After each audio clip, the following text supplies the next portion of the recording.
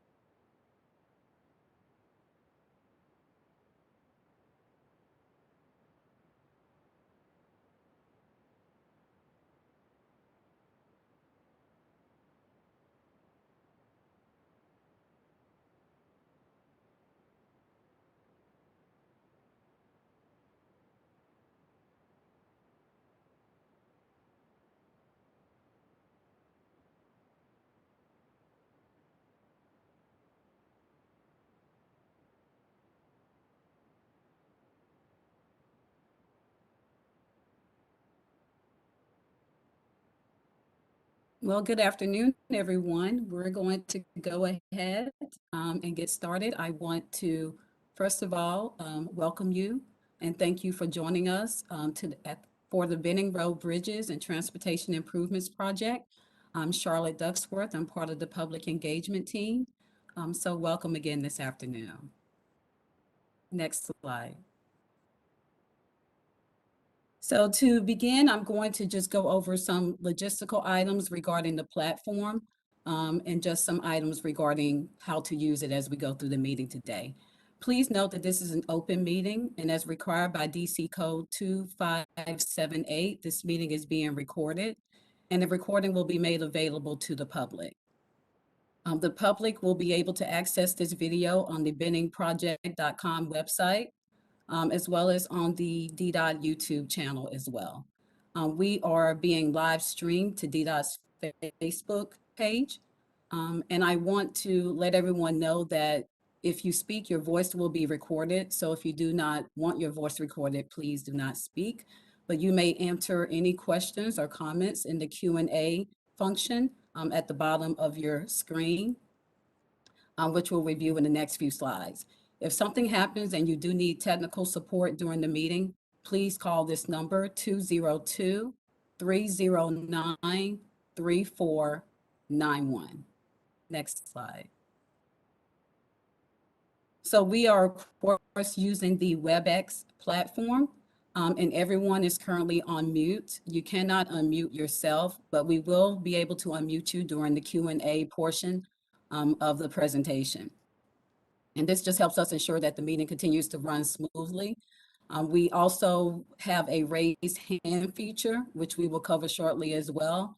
Your video camera is off by default so that we can make sure that we save the bandwidth needed to share the presentation. Next slide, please. If you have a question during the presentation, you can use the Q&A feature. So to access that, or to send the question, you will click the three-dot icon in the bottom right of your window and select Q&A. A new window will appear, and you can type in your question and submit that, and it will come to all the panelists for us to take that question in. If you have actually dialed in by phone, you could dial *3 to use your raise hand feature as well, which we'll also talk about. Again, the raise hand allows us to acknowledge you so that you can ask your question, since you may not be using the typical WebEx platform. Next slide. As I mentioned, there is a raise hand feature. So to virtually raise your hand, you click participants on the bottom right of the WebEx window, and a new panel or window will appear. Near the bottom of the panel window, there will be a small hand icon. And click that hand icon, and it will allow you to raise your hand. Again, if you join via the mobile app or by phone, well, let me go back. If you join via the mobile app, you still see that three-dot icon at the bottom. But if you've dialed in by phone, again, dial *3 to use the raise hand feature. Thank you. Next slide. We also have ASL interpretation, which you hopefully do see on your screen. If you need to adjust your stage window, you use the slide bar to adjust the size of the stage window. And then you can close any other open panels to maximize the space so you can see the full ASL interpreter. Next slide. Again, many of you all are probably aware of our Title VI form, but we do have the link here, and we also have the QR code. The Title VI form, as you know, is our questionnaire where we actually obtain your official comments regarding your thoughts about the project. So we really encourage each and every one of you to submit the Title VI form. It will come up at the end of the presentation. Once we're finished today, a window will pop up and you can actually access the Title VI form there. We will also be emailing it back out to the participants who have attended this WebEx event as well. Next slide. Okay, so I am going to turn it over to Nick Nicholson with Parsons. They are our general engineering contractor for this particular project. So I'll turn it over to Nick. Thank you, Charlotte. Good afternoon, everyone. Again, my name is Ronaldo Nick Nicholson. I represent the project management team for the general engineering consultant. We are in charge of the design of the Benning Road Bridges and Transportation Improvement Project. That project team consists of Mnet Banco, who is the project manager with DDOT. David Tekoa, he is the program managers in charge of Wards 7 and 8 with DDOT. We also have Carla Langhorn. That's Longshore. Longshore. I'm sorry. Jim Bennett, Derek Snowden, Miss Alberta Paul, and Tanya Powell, again, me. Working with me is Brian Prachot. He, again, is with the GEC. And Alicia Rowe, who works with the PMC, the program management of the existing streetcar, and provides valuable information for this extension. Next slide, please. Here's our agenda for this afternoon. Basically a brief project overview to give everyone where we've been, how we got to where we are. We'll talk about the design elements, some property impacts. We'll give you a timeline on project construction, our traffic management plan, which is key on talking about how impacts will be addressed during construction. And then, as Charlotte said, we'll open it up for question and answer session after the presentation. Next slide. Since we last met, working with DDOT, we have advanced our design to the final stages of the project. This design improves the Benning Road corridor from a safety perspective for all modes of transportation. It also takes into effect all the approved environmental documents that we have been going through with the community and the federal agencies for the past 2 years. Next slide. Some of those environmental documents, all of them, quite frankly, have been coordinated with the Federal Highway Administration, Federal Transit Administration, and the National Capital Planning Commission. We are currently working with the National Park Service, and all of those together through our studies, through our deliberations, and as well as the feedback we've gotten in the community, have rendered a finding of no significant impact, a FONSI, for the project. Next slide. So we're looking at doing improvements to these major components throughout the corridor.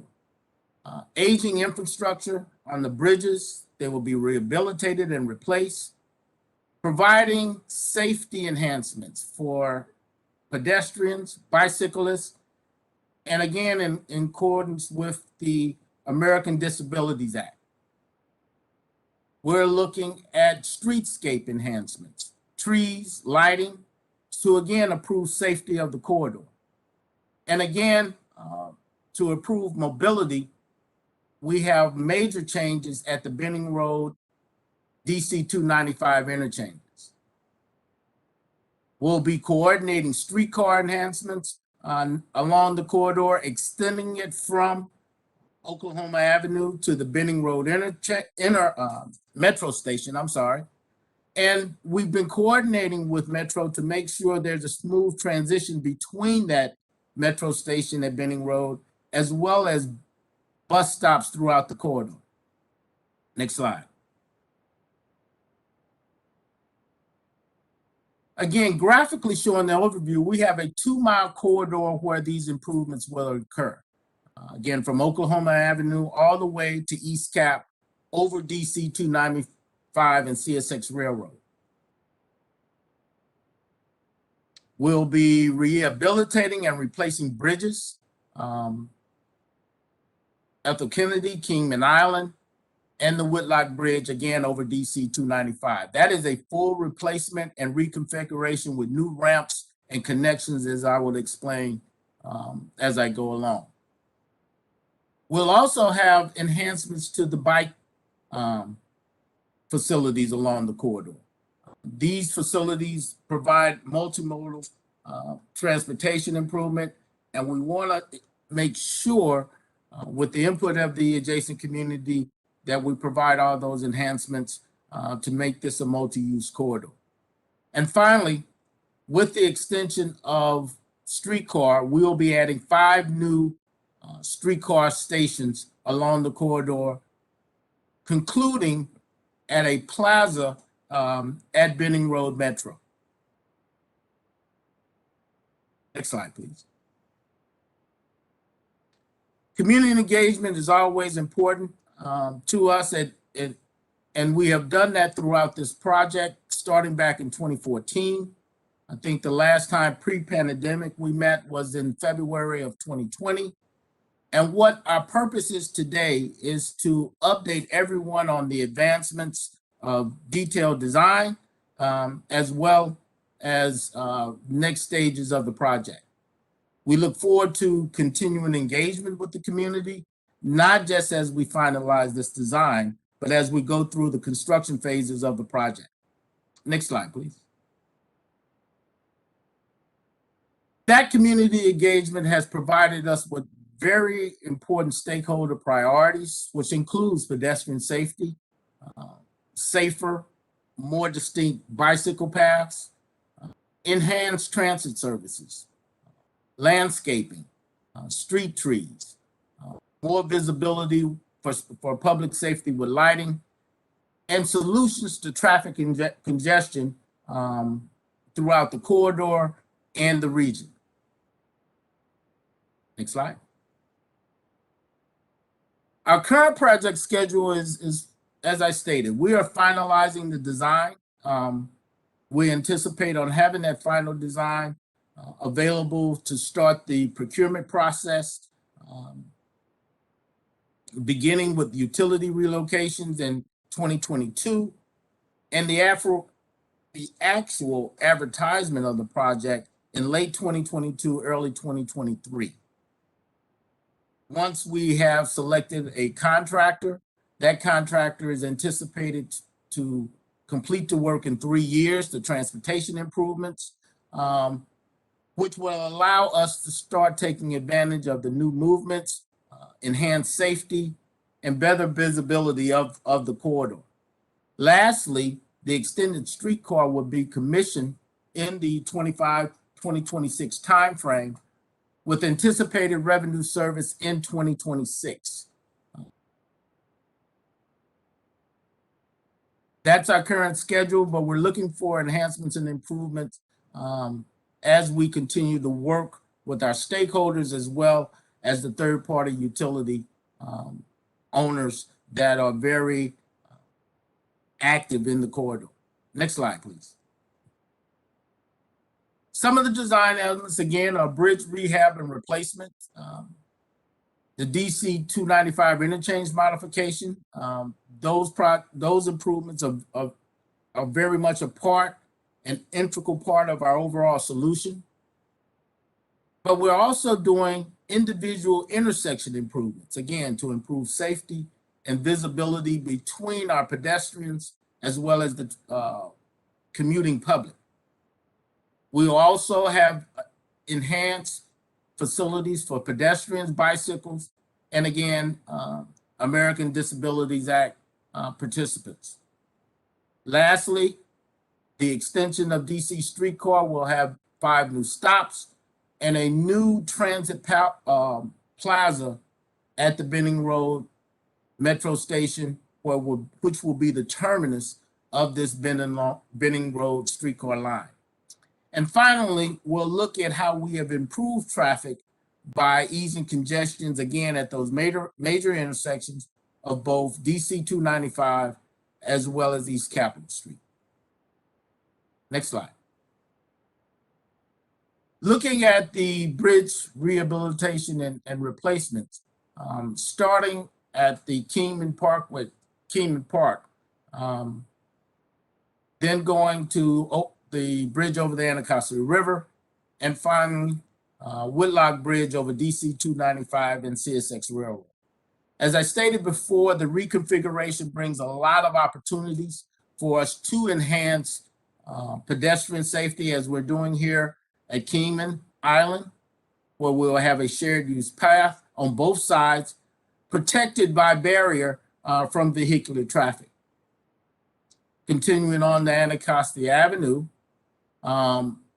we will introduce a shared use path for both bicycle and pedestrian traffic. Again, barrier protected. Also, enhanced lighting with LED lighting. And we'll have a sidewalk on the north side, noting that, again, that enhanced pedestrian safety that were goals of the project. And then finally, down at the Lauren Whitlock Bridge, we again have a shared use path on both sides, north and south. But in order to enhance protection over the freeway of DC 295 and CSX Railroad, we'll have enhanced decorative fencing in that corridor. This is, again, a full replacement to complete and bring this bridge up to current standards and provide needed infrastructure for the traveling public. Next slide. Also, I want to talk about the interchange modifications here. There are major new movements that will occur at this connection between DC 295 and Benning Road.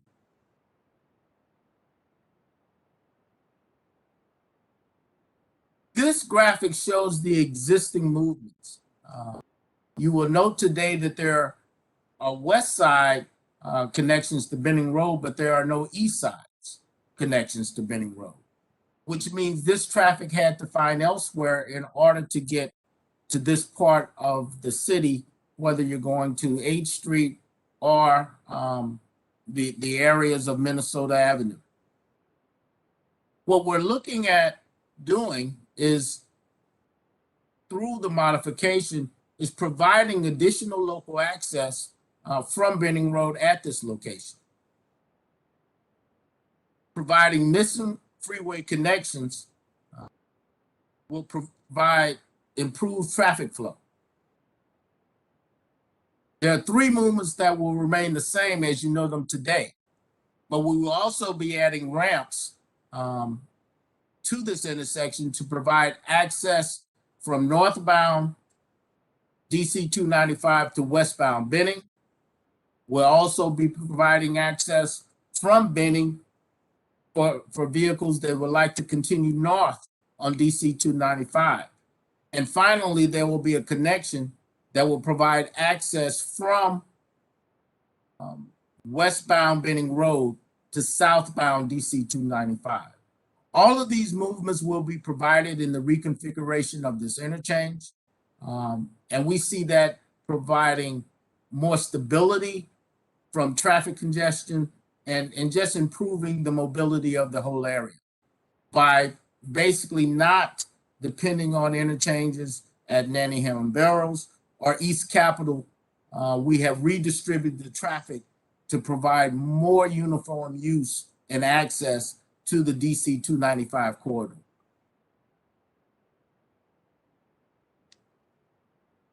Next slide.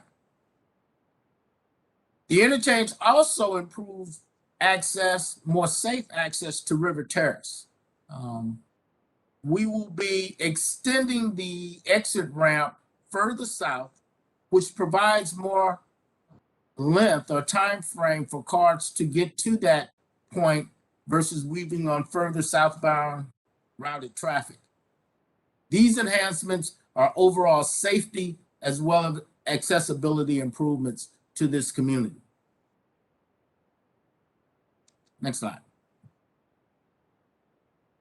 Here are some renderings of the final configuration. This is on the new bridge over DC 295, CSX Railroad, where you see the shared use path, and also the combined streetcar and vehicular traffic lane to the inside. Notice the additional lighting, all of these safety enhancements and barrier protected to encourage multimodal use safely in the Benning Road corridor.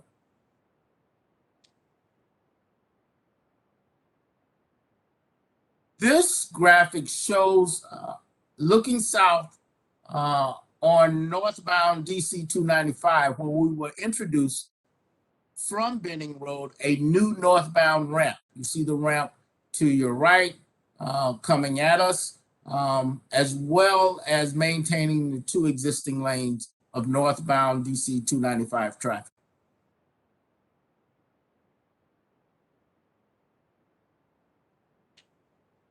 While showing the current configuration at this interchange, we wanted to provide you just a bird's eye view of the new reconfigured interchange with the multiple ramps, 3 ramps to be exact, as well as providing for each of the 3 movements. From Benning Road, both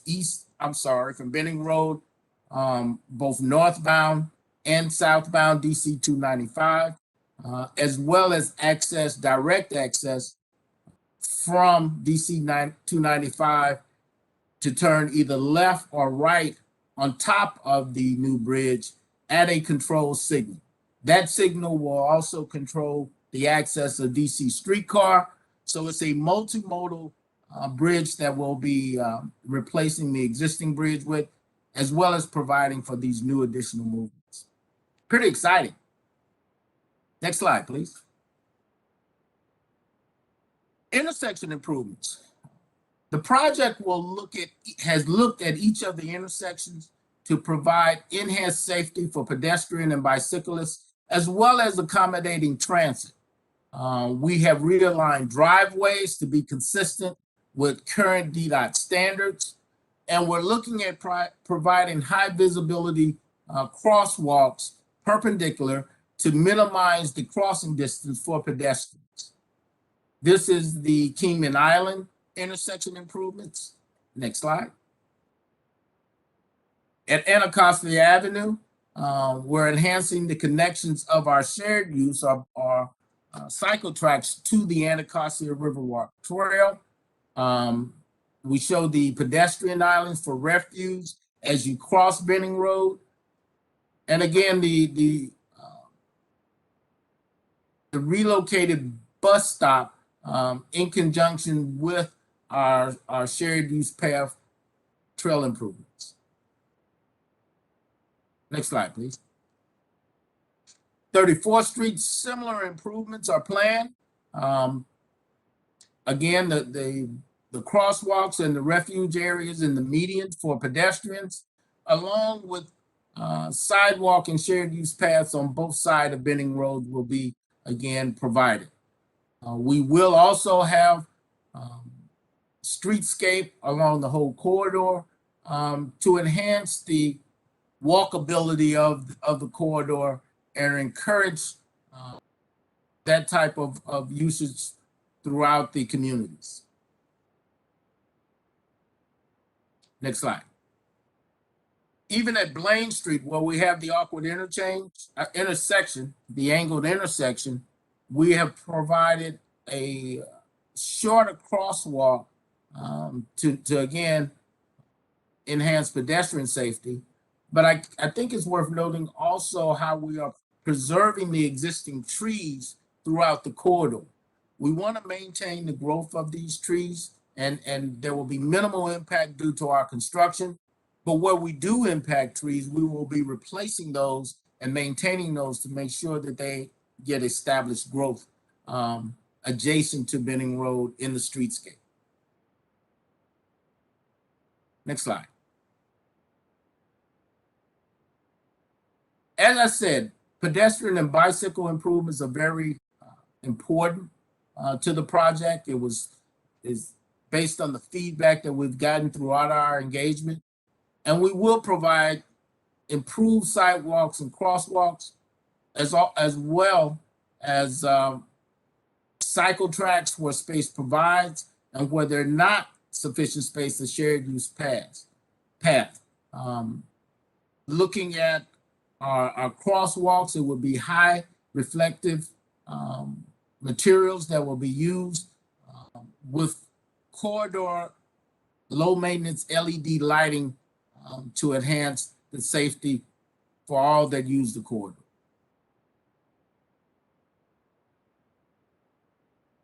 Just picking up on the bicycle improvements, we do have an array of them throughout the 2-mile corridor.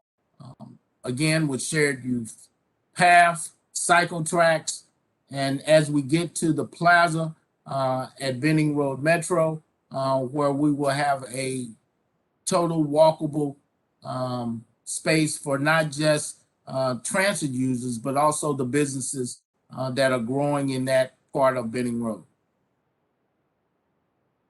Next slide. We have 5 streetcar stops that will be established with the extension of DC streetcar. Kingman Island, 34th Street, as you get down to Benning Road Metro.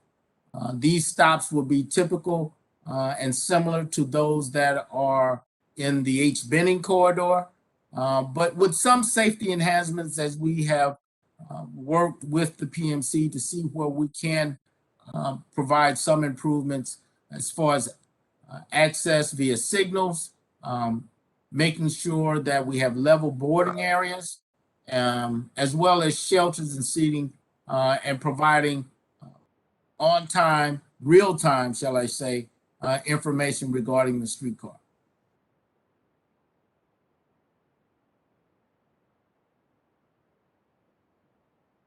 We will be connecting at Oklahoma at the car barn. It will be a real seamless tie-in as the original car barn always planned for the expansion to the east of the streetcar, of DC streetcar. This is how we will tie in at the existing car barn and at Oklahoma Avenue. Next slide. Our street car shops will have shared center platforms where access to the streetcar, either eastbound or westbound, will come from that center median, center platform. Accessibility to that will also come from either sidewalk, shared use paths on either side of Benning Road. These will all be at signalized crosswalks, making sure that safety is provided at every location where we will have streetcar or mode changes throughout the corridor. Another example of access is our split center platform. where at 31st Street, those wishing to go westbound will have one meeting, and then those wishing to go eastbound will have another to provide streetcar. We split that basically recognizing some of the challenges that a multimodal use facility like this provides. Next slide. Since the last time we've talked with you, working with our stakeholders, we have enhanced the end-of-line terminus of DC streetcar at Benning Road. Rather than what we showed at the 30% design, we have been working with the stakeholders, and we're now providing a plaza for access to Metro, the Kiss and Ride lot, and DC streetcar, all in a walkable environment, all in the safety where they won't conflict and won't have to worry about crossing into traffic coming off the East Capitol Street intersection. We think this plaza idea will again be an enhancement for the businesses, as it will allow users, whether they're coming from DC streetcar or the Metro, to take advantage of the businesses, walkable businesses in the area.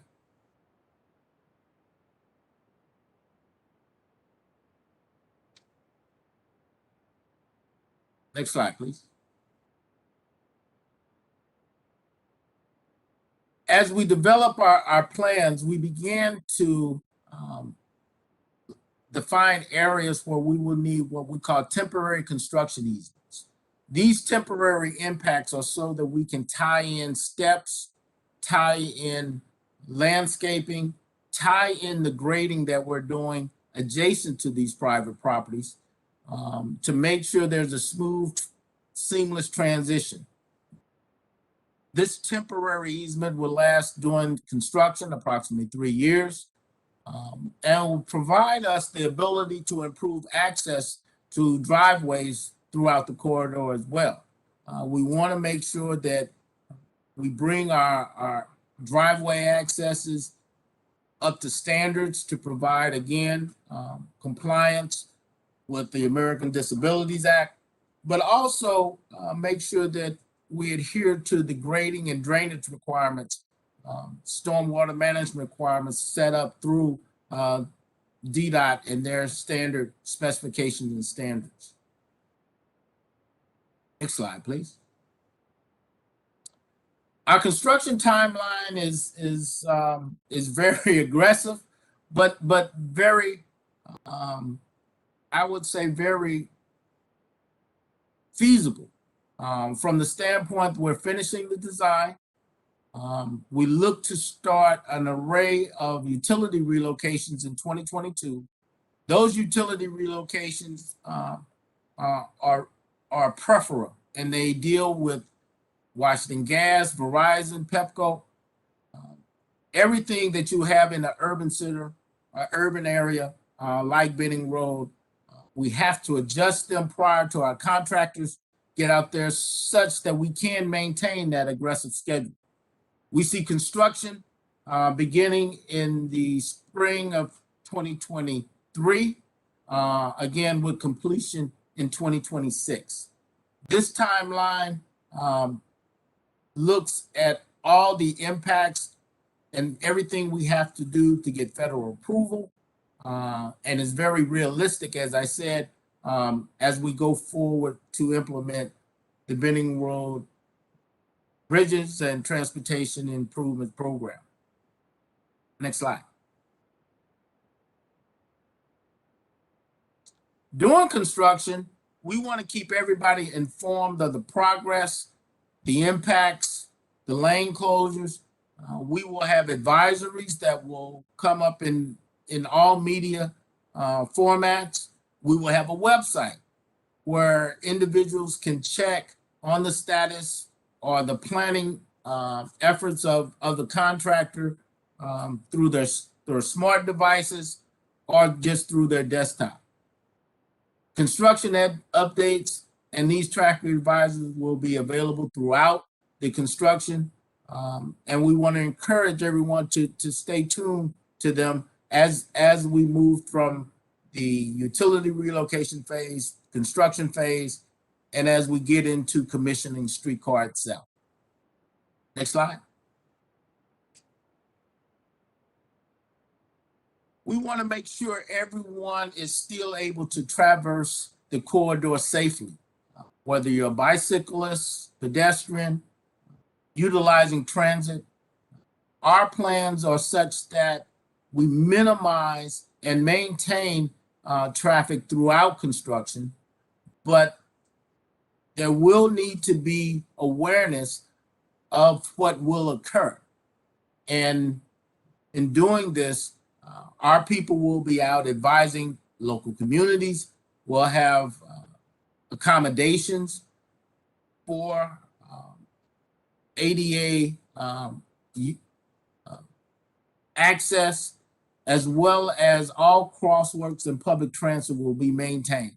There may be relocations of those facilities throughout, but those will be, there will be guideways and advisories to make sure everyone is aware as we make those temporary changes. Next slide.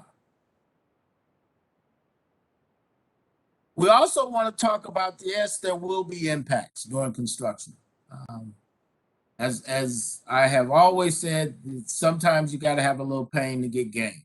And that will be in the form of lane closures, disruptions, as we go through and not just relocate the multitude of utilities, the trench work to do that, but also as we complete the bridge construction in phases and make sure that we can accommodate, and that's why we're doing it in phases, so that we can accommodate the movements of pedestrian, bicyclists, vehicular, and transit throughout this very busy corridor. Project construction will occur in phases where we will shift from one side of the roadway to the next in order to provide safe working environment, not just for the workers, but also for the traveling public. Next slide. This graphic shows our pre-phase work as it would occur with utility relocation and some of the early setups of our contractor in the 2022-2023 timeframe. These are major relocations, which I said will have trench work. Some of them will be aerial as we make the corridor ready for the contractor to proceed with his work in the first phase of construction. These graphics are looking at you. We're looking southbound. I'm sorry, eastbound now. Next slide.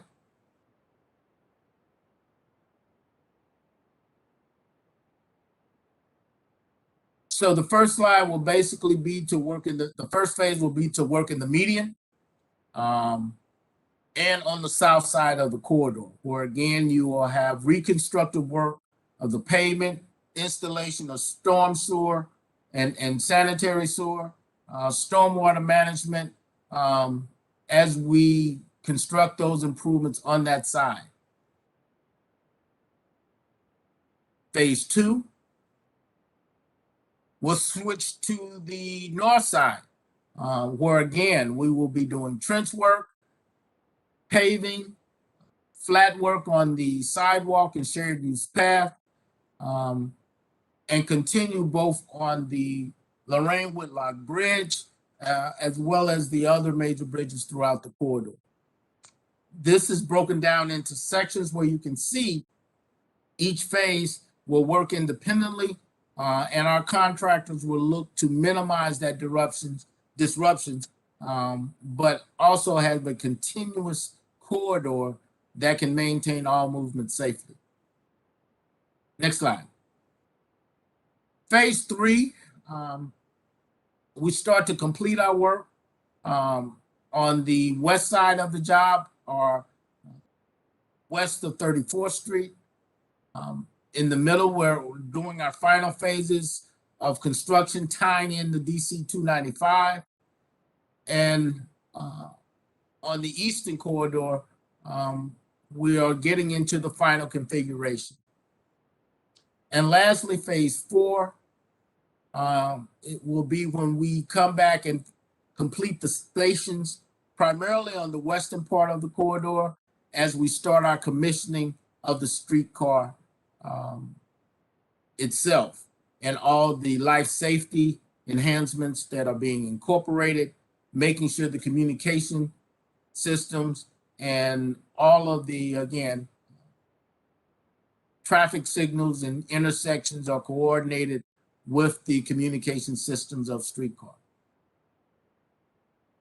At this point, we will definitely be completed and have a new safe multimodal corridor between 26th Street and East Capitol Street on Benning Road. Next slide. To minimize and advise all involved of the disruptions and the impacts of construction, we have developed a traffic management plan. The purpose of that plan is to minimize the impacts of construction. We have worked with emergency responders. The evacuation plan, if needed, is set forth should that occur during construction. And we talk about how we will keep the community, regional travelers, commuters engaged and aware as we go through each phase of construction. Next slide.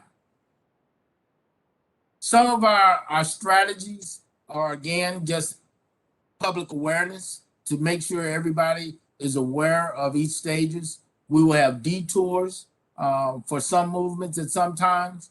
There'll be some minimal nighttime work as we try to minimize risk to, again, both the workers and the traveling public. All this will be provided in advance so those adjacent to the construction can plan accordingly.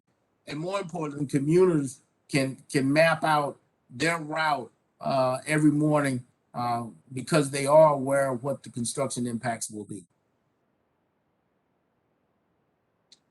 Next slide.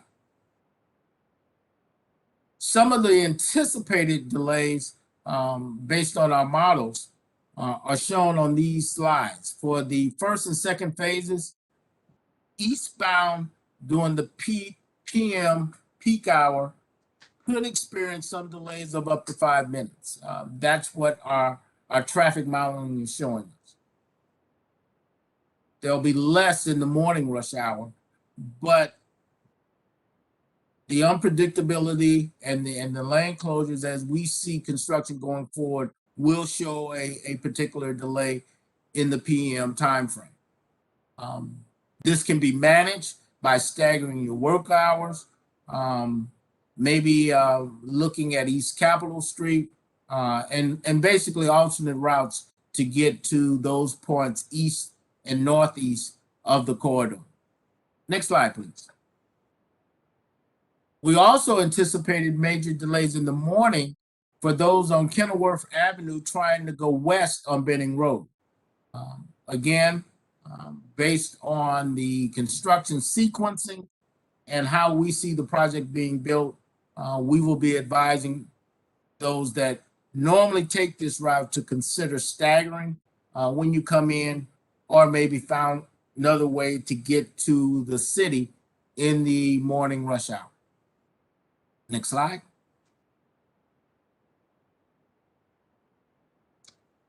And finally, to stay in contact with us as we advance in these final stages of the project, please feel free to email the project as shown, benning.project@dc.gov. The project manager, Imnit Banco, her email is shown there, as well as her contact information. And always, please reach out to us via our website to see current updates, as well as any questions or comments you may have.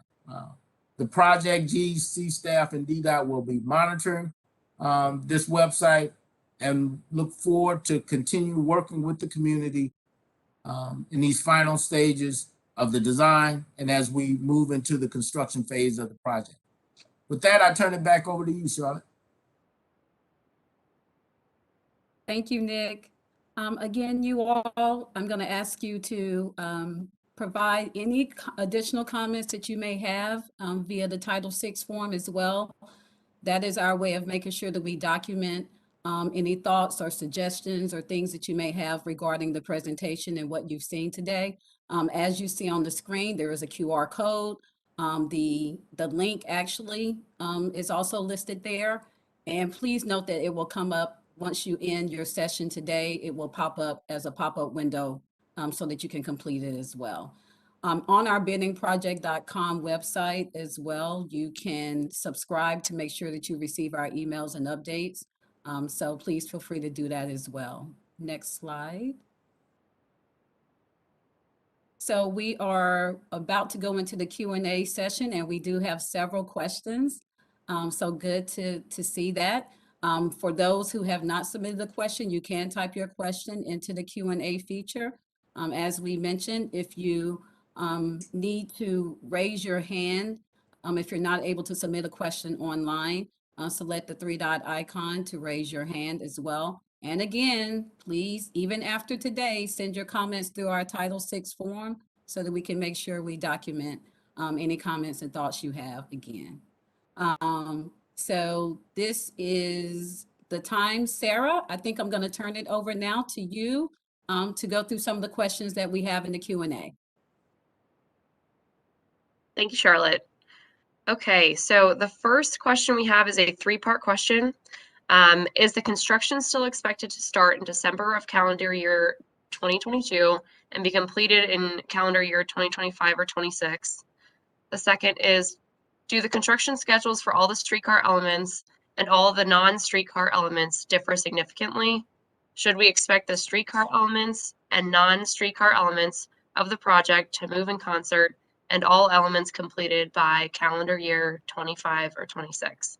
If the schedules differ significantly, how so? And the third part of the question is, when will pre-revenue streetcar operations start? Wow. And I can repeat that as needed. Can you hear me? I'll start that off. The answer is we will construct concurrently both streetcar and roadway improvements along the 2-mile corridor. And the answer is, let me answer it this way. We anticipate starting utility relocation in the calendar year 2022. And let me emphasize that these are major utility relocations.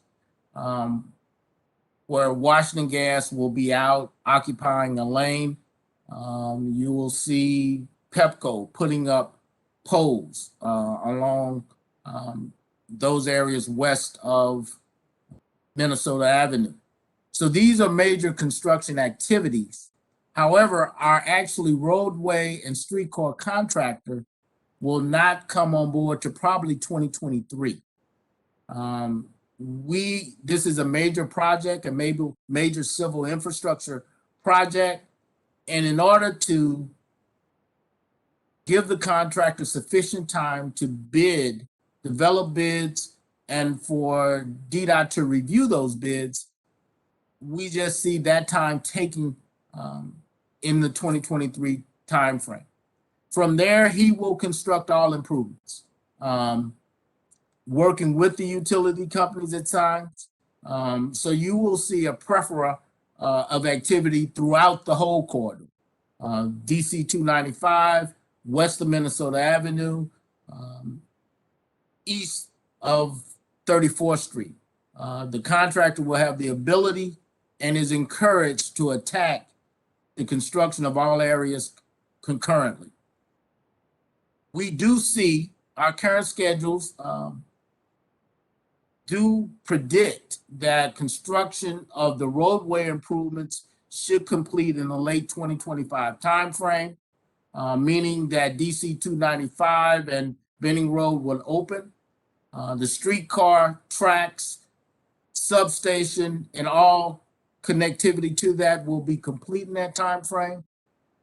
What will last is the pre-service, as you noted, certification and commissioning will occur in the 2026 timeframe. That, quite honestly, is an unknown, but very important to the safety of the traveling public. We predict right now that that will be complete and we will reach revenue service in the 2026 calendar year. But until we actually start that certification and commissioning process of streetcar, it's a wild card. Did I miss any of those?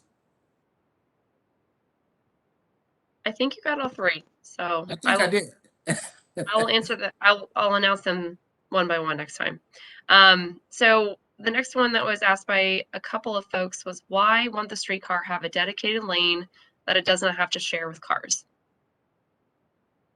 We reviewed a dedicated lane in the environmental and planning stages, and just out of pure impacts to the communities on both sides of the corridor, it was deemed that we could share the inside lane and provide safely for the community. It's a question: do you really impact? And really, there was some. In order to get sufficient room for the dedicated lane, there were some significant impacts that were identified.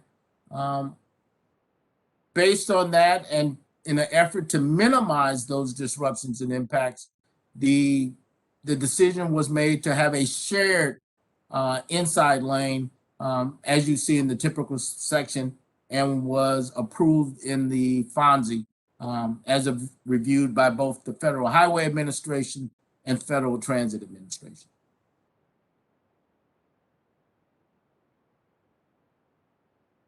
Okay, thank you.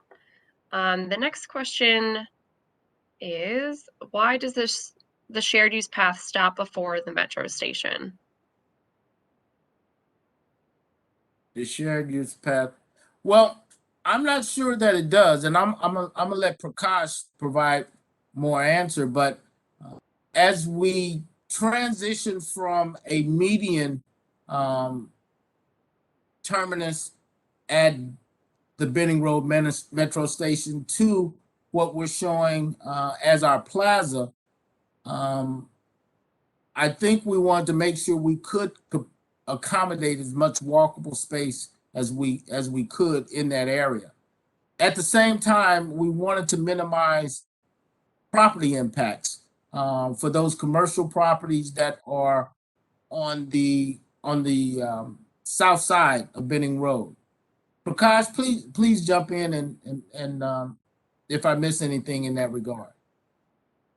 Yes, Nick, you are correct. In terms of saying a shared use path, we have a continuous shared use path all the way from 36th Street all the way to 34th Street all the way to Benning Road Metro Station, and all the way to the intersection of East Capitol Street.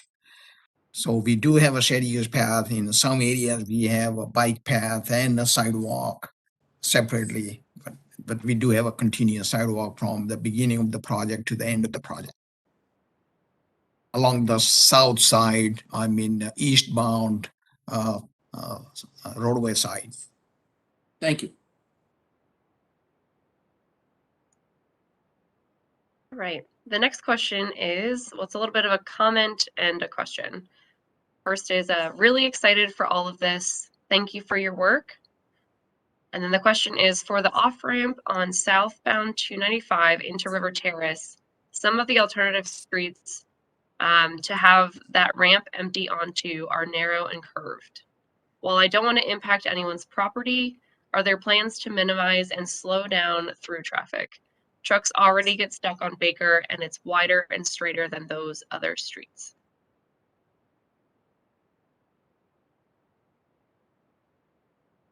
Honestly, the slowdown of traffic is a problem that we'll have to really look at further. Anytime you're coming off a freeway like DC 295, we look at those there. We look and see how we can slow traffic down. What we're doing here is a controlled stop, but as you get across that, we want to make sure that that 20-25 speed limit is maintained as they go forward through the community. We'll look at that further as we finalize the design. But the major thing is our traffic control devices as you come off of DC 295 entering the River Terrace community.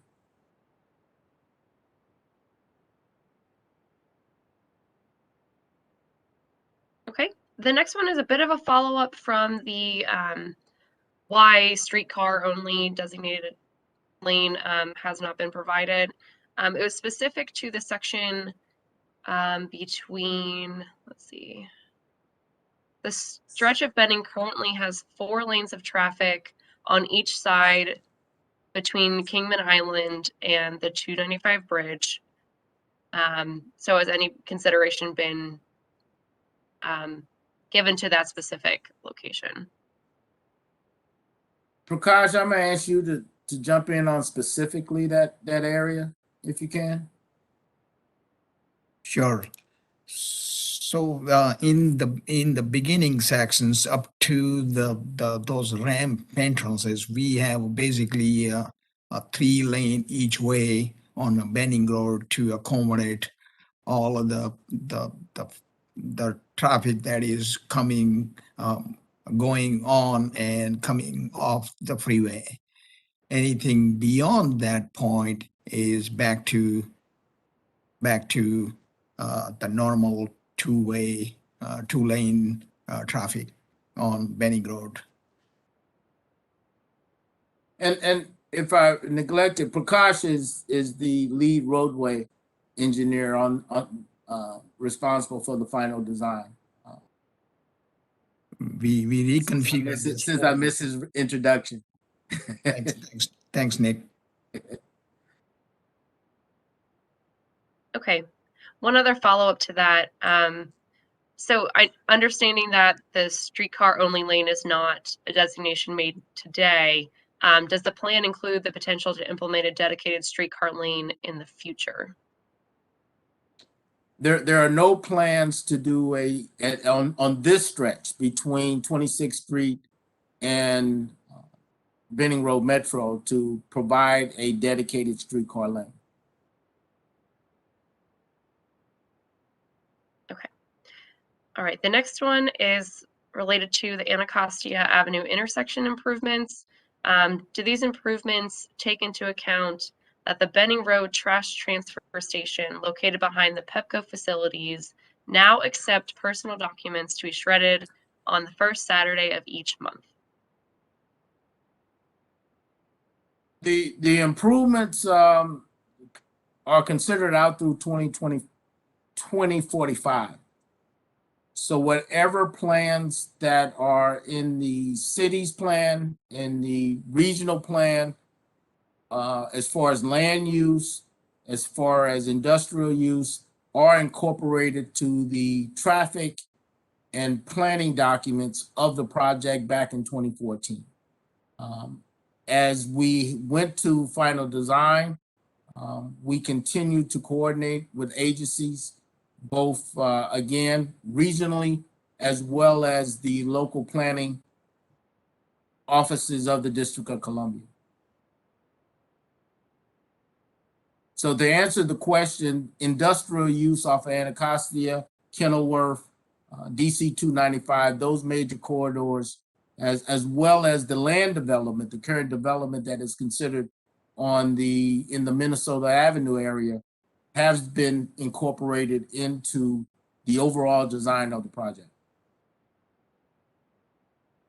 Thank you. Okay, the next one, will these improvements make it easier for residents of River Terrace to walk or bike to the Minnesota Avenue Metro Station? Currently, I would like to bike to the Metro Station via the Anacostia River Trail, but there are no lights to make biking safer at night.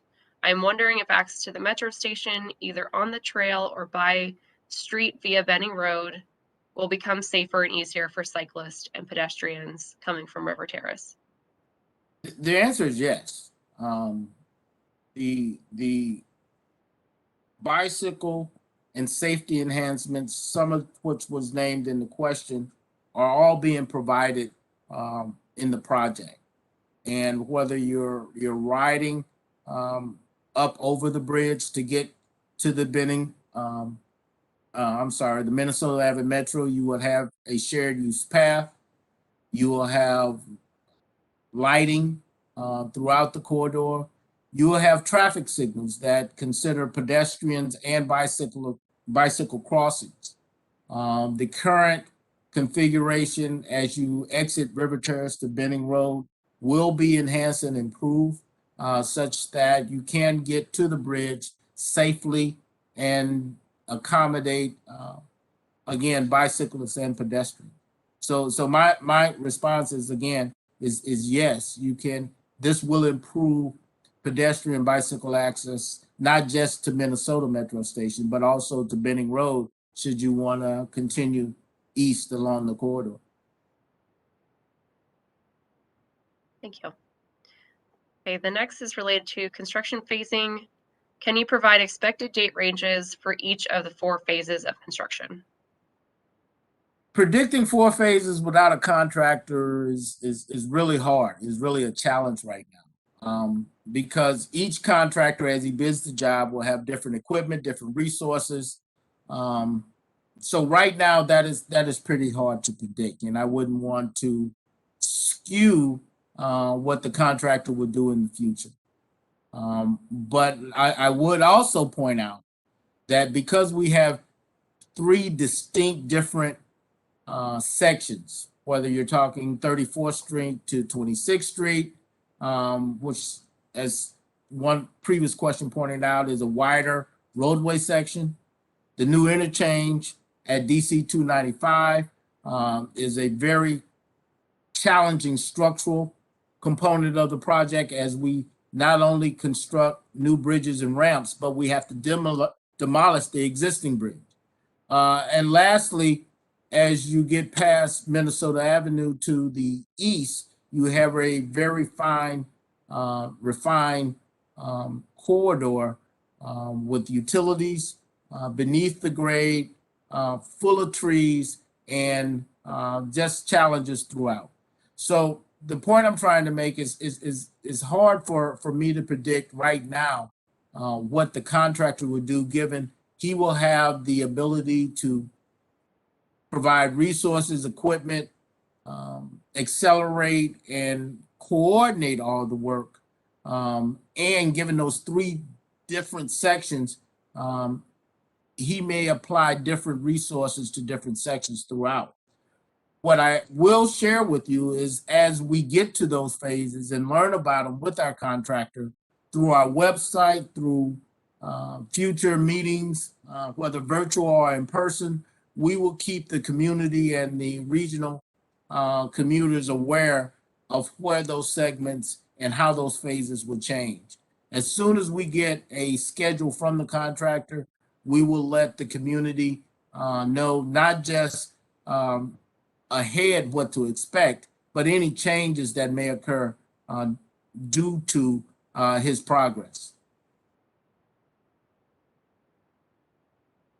All right, the next few are about funding. How much of the funding for this project has already been allocated? Does additional funding for this project depend on the availability of funds from President Biden's proposed Build Back Better legislation? I'm gonna refer that question to DDOT, if I may. Emnet or David, you care to talk about the funding? Yeah, so good morning. Good afternoon, everyone. This is in from DDOT. So the funding for the construction of this project, we've already secured the fund. Means like the spending plan is already submitted and it's approved, but that might change. We don't know through time. So far, we have the fund for the project, the total project for completion of the construction.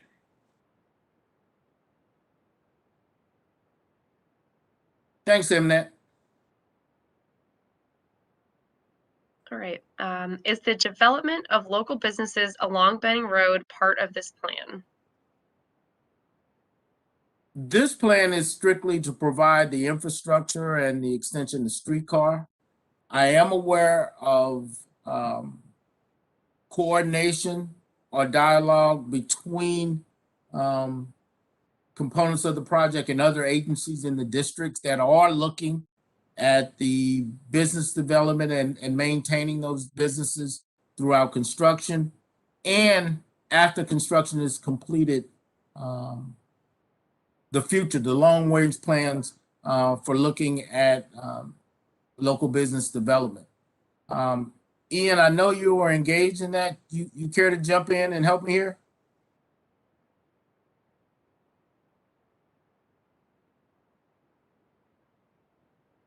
Did I catch him off guard? No, you didn't. I'm on guard. Thanks. With DDOT's support, we've been talking with interagency or their sister agencies about efforts to support the businesses as if we did on phase 1 H Street of the streetcar project. So that includes meetings we've had with OTR, also with the LSDBE office and other city agents and DOES. So those efforts will continue. They are well aware of the project, and they will continue to help and support through the RFP process by adding language and making certain that local businesses get to participate in the project, but more importantly, are sustained throughout the project. So it's an ongoing effort. We also have been talking with Marshall Heights CDC, so they have been also at the table through this process as well, and we'll continue those efforts. Thanks, Nick. Thank you. All right, next question is about the end of line stop. Love the transit plaza at the end of line, but question about Central Avenue Northeast. I noticed that the Kiss and Ride entryway is on 45th Street and the exit is on Central Avenue. Is it possible to put speed bumps or other infrastructure to prevent through traffic from dangerously utilizing the Kiss and Ride as a shortcut around East Cap? The connection between the Kiss and Ride and Central Avenue will be a one-way that will feed both the Kiss and Ride and the alley coming from the west. So that is a one-way, I guess, going, what's that, north or east, northbound, coming out of the Kiss and Ride and continuing the alley to Central Avenue. Where at that point, Central Avenue will no longer, will turn into a two-way street again. We can, if as we monitor the closure, both during construction and after, if a speeding situation is created, but just looking at how the alley has performed previously, we don't see that, but that's something that we would definitely look at and work with the community as construction completes and immediately following construction to see how the community and users start to utilize that connection between the Kiss and Ride and back to two-way traffic at Central Avenue. But note that on the plaza area, that is a one-way headed from the Kiss and Ride to Central Avenue.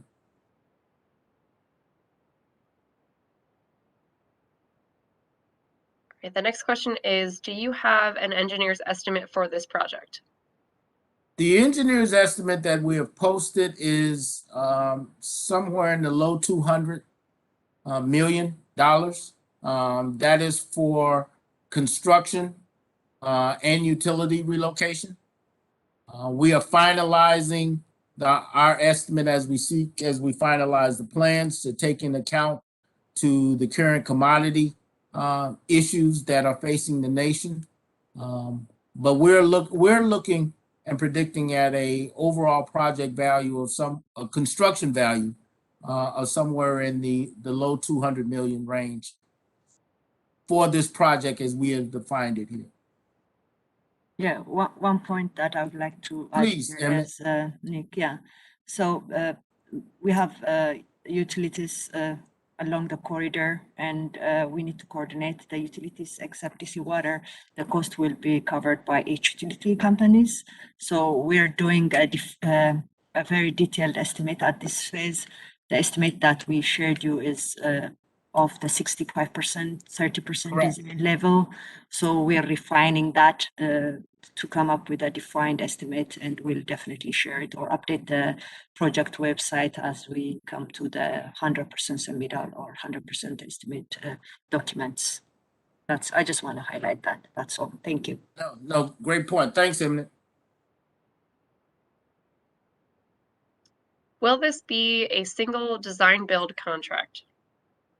This is not a design build contract. Let me be very clear.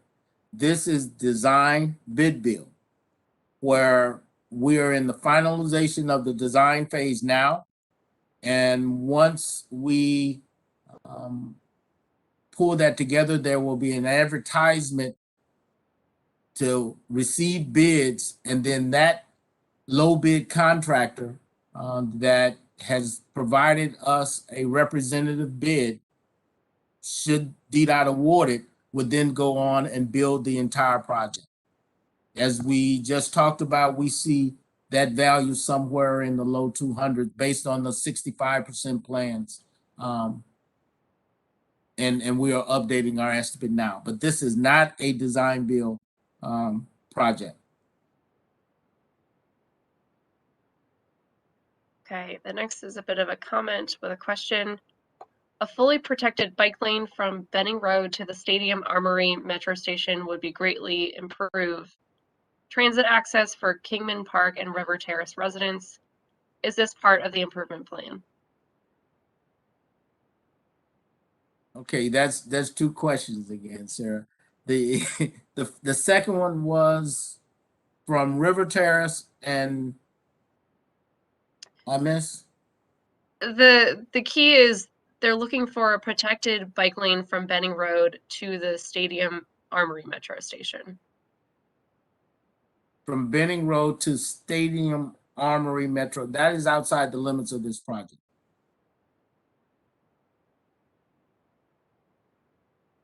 Okay. I have no other information, because outside Benning to Stadium Armory, that would be outside the limits of this project. You can do that possibly through the Anacostia Trail, Riverwalk Trail. And All right, next question. Will smart signaling be implemented such that the streetcar will have preference at stoplights? preference signaling is not a part. We looked at that hard, and it just wasn't feasible to do. However, we will use the latest technology at our signals to make sure that all movements are accommodated. And before I mess this up, Adrian, can you jump in and give a more specific answer to that?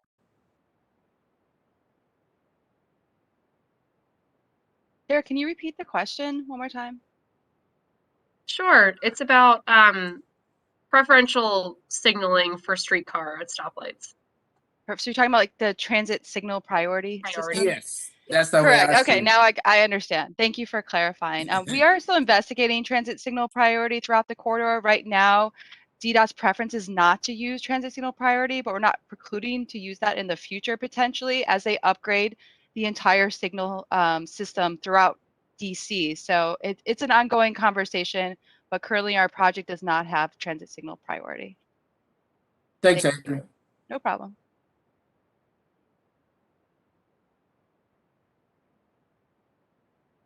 Okay, the next question is about the Benning Road, Oklahoma Avenue intersection.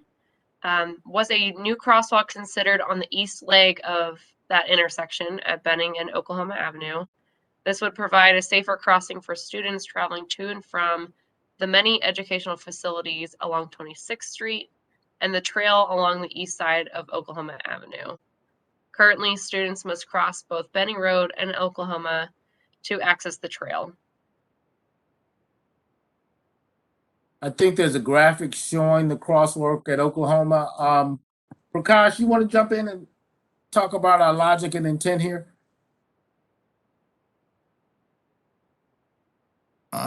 To answer the question, the east leg, yes, we are adding the crosswalk on the east leg of the Benning Road crossings, and we are reconfiguring some of those ramps to make sure that they are ADA compliant. Thanks, Prakash. All right, the next one is a follow-up, I think, to a response you provided earlier, Nick. It's what kind of significant impacts resulted in the streetcar not getting a dedicated lane? Please be specific. Specific what property impacts, adjacent property impacts, both commercial, residential, throughout the corridor. Meaning to have a dedicated lane, we would have to expand the typical section, the public space, and impact private property. And we just felt collectively, not just we, the community felt that this typical section with the shared roadway and streetcar was a better use, better solution, more advisable, more economically feasible, and less disruption to the corridor and the quality of life of those who live and work there.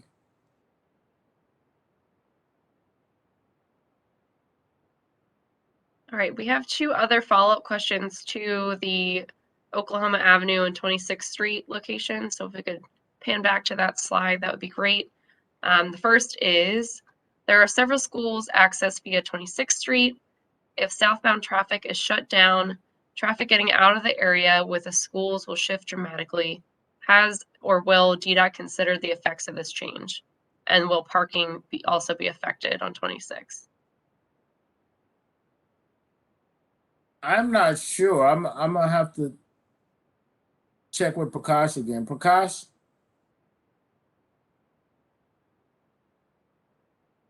Or Adrian, have we looked at both of those? Sure. So on 26th Street, we are adding another access track to go into a car barn. And because of the footprint, the parking between the Benning Road and the entrance to that point will be restricted. It will be striped that way. We will take every measure that we can to separate the bike and the track lane versus two other travel lane. Yeah, I am aware that during construction, we have considered this, especially the impact to the schools and the children, pedestrian during construction. And our traffic management plan addresses this. If you can, if Sarah or someone could get the name of, and we can contact those that asked this question, I could have get back with them via with our traffic management plan folks, and we can specifically answer that question if we didn't nail it already.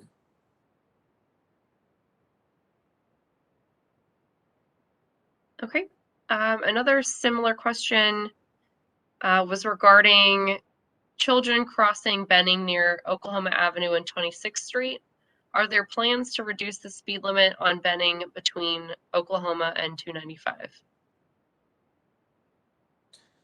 There is discussion of making the speed limit consistent throughout the corridor.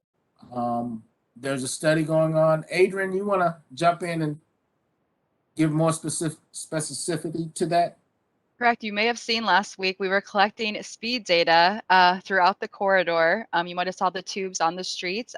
There is a speed study being conducted right now because we are right now trying to lower the speed limit. But according to FHWA standards, we're following their rules to make sure we collect the correct data in order for that design exception to get approved by DDOT to lower the speed limit. I guess Prakash, you have the speed limits that we're trying to match right now on hand.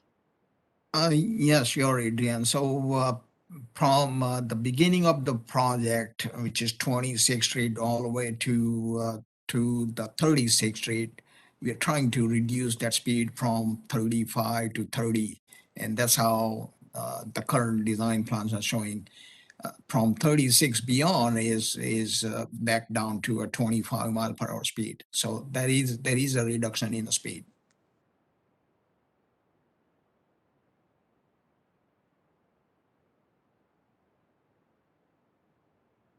The next few are related to the bike and pedestrian facilities. So if we could pull up a graphic depicting those items, that would be helpful. The first is the map showing bike ped facilities specifically showed the bike lane and shared use path ending. Then you said that that's not the case. Can you clarify? Is it possible to bike to the metro station without traveling in traffic? Yes. There will be a shared use path on the north side and south side. Prakash, jump in, please. Make sure I'm right. As you get to the Benning Metro Station. Sure. So we have a 10-foot wide shared use path almost throughout the corridor, and we have a dedicated bike lane between from just east of the Kingman Lake Bridge all the way to 34th Street. So we do have a shared use path that wide enough to accommodate all type of movements for pedestrians as well as bikers. To the Benning Road Metro Station, correct? All the way to Benning Road Metro Station, that's correct. There's some stretch where the shared use path get reduced a little bit, but they're still meeting to the standards, minimum standards. Thank you, Prakash. On that topic, could you briefly explain the difference between a shared use path and the sidewalk? Shared use path is where we have definitive widths of the facility for bicyclists and pedestrians. As we showed in one of the graphics, we have a 14-foot shared use path, where I believe 8 foot of that is for bicyclists and 6 foot is for pedestrians or joggers or those that are walking. This is different from a bike lane, which is specifically for bikes, bike tracks. And the graphic showing now shows the increased width that I was explaining, the 14-foot, which again is barrier separated from vehicular traffic. All right, there's a few in the queue about contracting for construction. The first is, will the solicitation to contractors require participation in a project labor agreement? I'll yield to DDOT, but my understanding is that projects over a certain amount, I believe 75 million, require a project labor agreement as law in the District of Columbia. Did I say that right, Emmett? David? Yeah, correct. So this project requires a PLA agreement based on the construction estimate we're having. It does, and we're working on that as the project moves forward. Yes.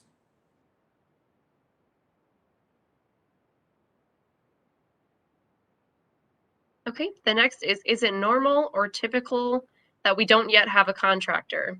Is that normal only 12 months out from construction start? Should that be cause of concern regarding project delivery staying on time? No, that is normal. This public meeting has been scheduled to advise the community of not just that we have reached a major milestone, the final design, but also to alert on the oncoming of construction. There is always a procurement, and again, with a project of this magnitude and complexity, the idea that you would not have a contractor yet a year prior to starting construction is typical, is normal in a bid bill environment. Normally, we would look at 6 to 9 months for procurement, and the efforts that we are taking now. My thoughts is that we will fall within that range. Therefore, staying on schedule.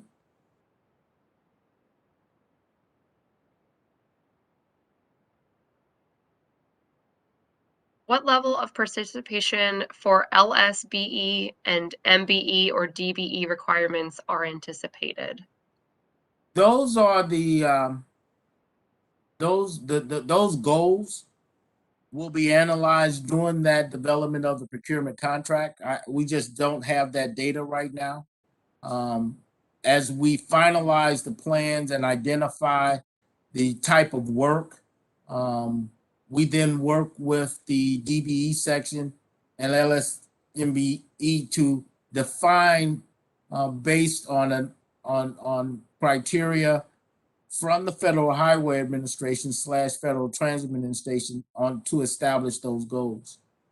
Those are the things that we will be doing over the next 3 to 6 months.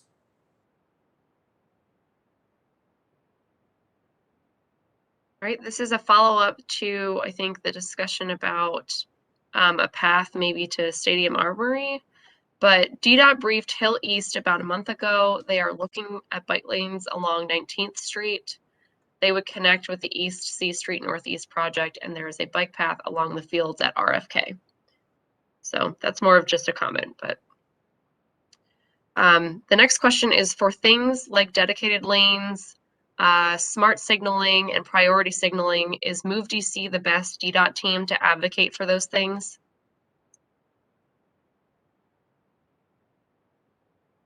Sorry, Sarah, can you say that again? Sure. They're basically asking what team at DDOT is best for advocating for things like dedicated transit lanes and priority signaling for transit vehicles. Is that MoveDC or is it another initiative? I'm gonna have to ask Eminent to address that one. I'm not sure. I guess we will follow up on this. We'll do a follow up on this question, but as you Thank you. said, Vision Zero or MoveDC would be the best. But we'll definitely do a follow up on this question. Thank you. All right, we do have a couple more. I know it is nearing 1:30, so I want to be cognizant of time, but let's see if we can maybe get through these last couple of questions. All right, why would converting a travel lane for cars impact adjacent properties? And I think this is in response to your answer related to why we didn't have a dedicated streetcar lane. Because you'd have to increase the width of your public space. You would need, the reason we're sharing lane, because we would need an additional 12 feet for a dedicated lane, maybe less, because we can take up the median, but we would have additional width on each side if we were to maintain the provisions for bicycle, shared use paths, and the vehicular. That means that we would have to purchase right of way or public space on each side of the corridor.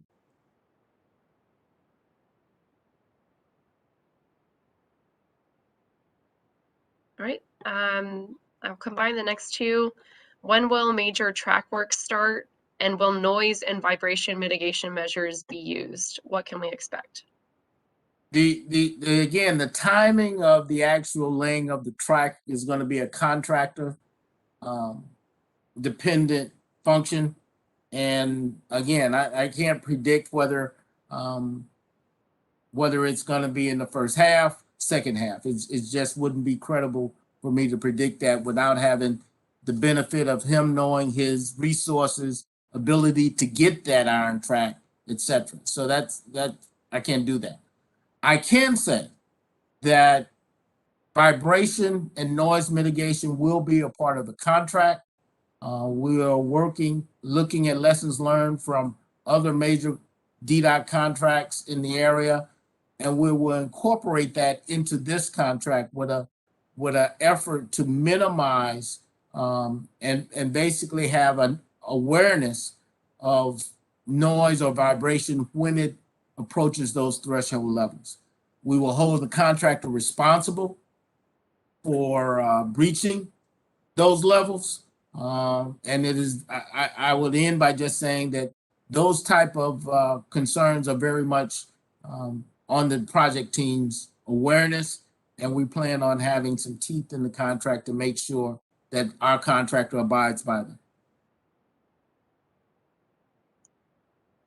Okay, I think the last question that we have is, as is the case with H Street, will any substations have a style and form that conforms with the architecture of nearby buildings, such as row homes and commercial properties? I'm glad they brought that up, because I neglected to talk about the substation that will be at 45th Street. And if you have that slide, Nick, if you can pull it up. But and first, while he's looking for that, the answer is yes. If you look in the right corner, adjacent to where the Central Avenue will go, there will be a substation. And similar to the way we did A Street, we will have it veneered to be very consistent to the surrounding community, to the houses and the architecture of the community. So the answer is yes. We're basically taking the same steps that we did down at 8th Street to combine that to the adjacent building.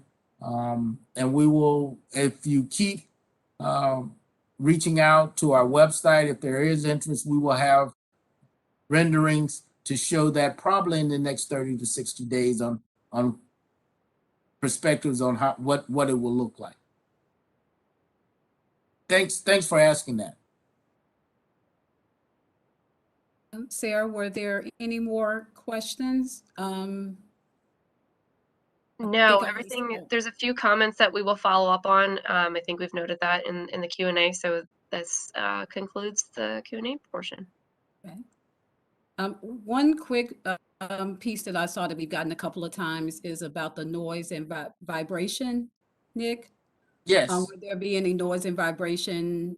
And they asked about, would there be any mitigation measures? So that's a Yes, common question, so we're going to answer that. I'll just answer that. The question is that the project of this type will generate noise because of the heavy equipment and the need to drive piles. There will be vibration. However, DDOT is very aware and this is not their first rodeo, so to speak, where they have had to deal with these issues. They have had mitigation and monitoring that has been very effective in local communities and making sure that should a contractor breach the threshold levels that are defined in their contract, that appropriate actions can be taken to mitigate and eliminate. Some of those mitigation efforts are the type of equipment that can be used as far as vibration. Some of them as far as noise. We want to make sure everybody's safe, but there are requirements in the noise ordinance that the contractor will have to meet. Once again, I would say that we are very astutely aware of those concerns of adjacent community on any major infrastructure construction project like this. We will have those efforts inside the contract and with the ability to require our contractor to meet those requirements. Okay, thank you, Nick. Thanks. And we'd like to thank everyone for staying on. We are a little bit past, about 6 minutes past our time, but we do thank you. Thank you for your engagement on this process. Please note that there are some questions that we will be following up on. We do have some emails from people within the Q&A, so we will make sure to follow up with you as well. Please note that we do have another public meeting on tomorrow. We will be covering the same information as well. And so we look forward to you joining our evening meeting that will begin tomorrow at 6:30. So thank you so much. And we look forward to following up with you and continuing this process. And on behalf of DDOT, we thank you once again for coming out to our public meeting. Thank you.